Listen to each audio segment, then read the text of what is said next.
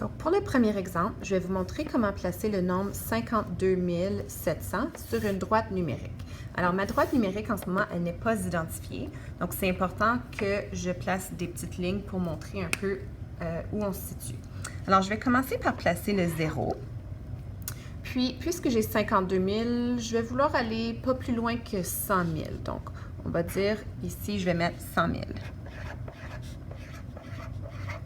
Maintenant, entre 0 et 100 000, j'ai en plein milieu, je devrais avoir logiquement 50 000. Donc, je vais placer mon 50 000 ici.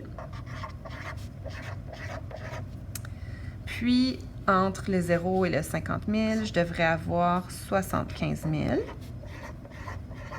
Donc, maintenant, si je veux placer mon 52 700, je sais que ça va être tout près du 50 000, entre le 50 000 et le 75 000.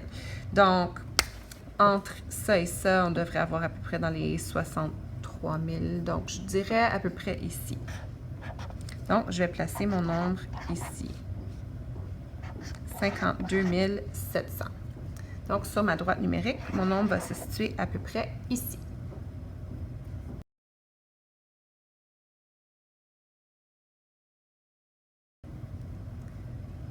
Pour mon deuxième exemple, je vais vous montrer comment placer le nombre 76 430.